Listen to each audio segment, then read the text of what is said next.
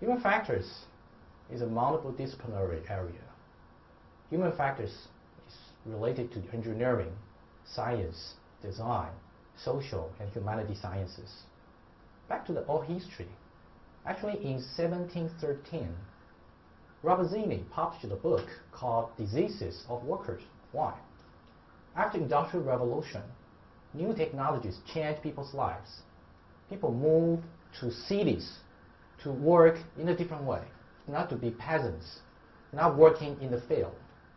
People moved to cities to work in factories, to work in shops, to work in many other places. And at the same time, some people observe those workers, those people living in cities. They find out, they have some common diseases, some problems. That's why the book. Later on, a term called ergonomics was first used in a Polish newspaper in about 160 years ago, in 1857. Actually, ergonomics has the same meaning as human factors. Ergon, E-R-G-O-N, in ergonomics means work or activities. Like every day, we work, we use computers, we have many activities, we meet colleagues, we discuss. And nomos, N-O-M-O-S, means order, means law, means control. So combined, the meaning is law of work, order of activities, which is the same meaning like human factors. Again, human factors focuses on the interaction among humans and all elements of the system. Right now, new technologies, new life, change people's lives. Talking about the history of ergonomics or human factors, we have to mention a very special lady, a mother of 12 children. I pronounce correct, 12. You can count 1, 2, 3, 4, 5 until 12. I can do it just with my two hands. 12 children. Imagine being a parent of 12 children. How many works to do in the morning? First of all, they wake up. You have to wake them up. They're children. They don't just wake up like you and me. You have to wake them up. Some may be crying. Some may be crying. Some may be not so happy. Some of the children may want to sleep more. They still feel very sleepy. They need more sleep. Some children need more sleep. And it is very difficult to get all the children to wake up, to get dressed, to wash their faces, to get cleaned up, and also to sit down to have breakfast. It's not an easy job. The children of Lydia Gilbert actually wrote a book telling the story. And the story describes how they apply their interest in motion and time study to the organization and activities of such a large family. I haven't told you where I study human factors. At Purdue University. Mrs. Gilbert, or I should call her Professor Gilbert, has been lecturing at Purdue University since 1925. And her time was divided between departments of industrial engineering, industrial psychology, home economics, and also in Dean's office. For what?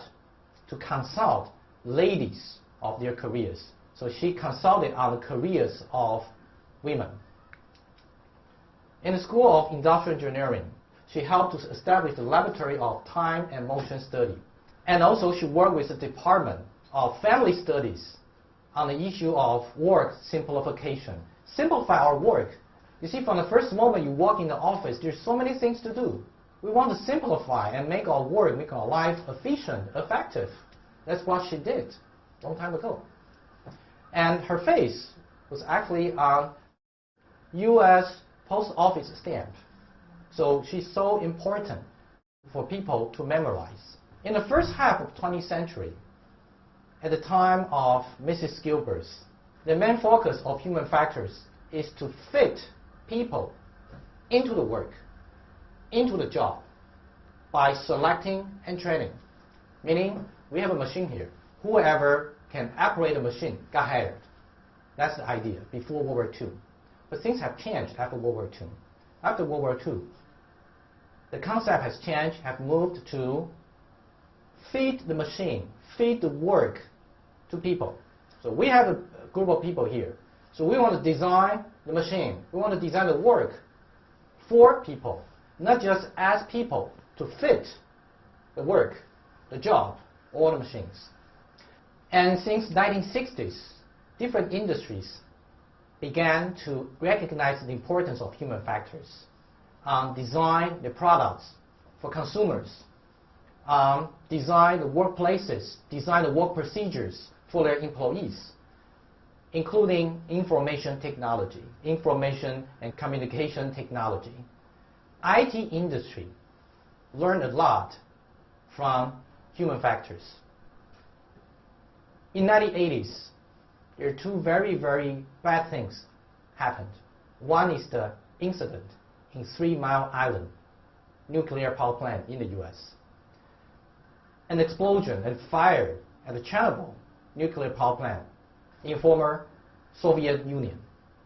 Both are related to human factors because to error is human. We all make mistakes. People sometimes make mistakes.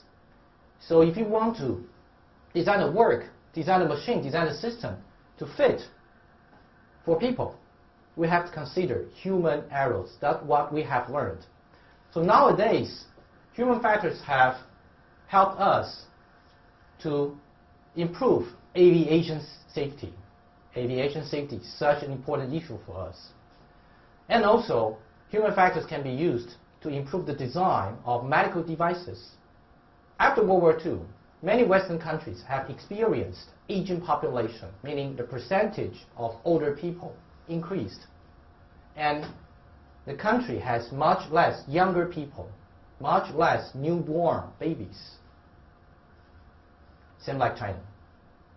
China is right now experiencing the aging population. The percentage of older people is growing and growing. And China needs more newborn babies. Human factors can also help us to design the environment, the procedure, the system, the products for elderly people. Remember, humans include you and me. We will get old. Your mother, your father, your grandmother, your grandfather. We want to optimize human well-being, make everybody happy. Talking about China, back in 1930s, the concept of human factors, or we call it engineering psychology, was first introduced in China. Starting in about 1960s, some local researches, some local studies have started. In 1989, the first ergonomic society, the first academic society, China Ergonomic Society, has established.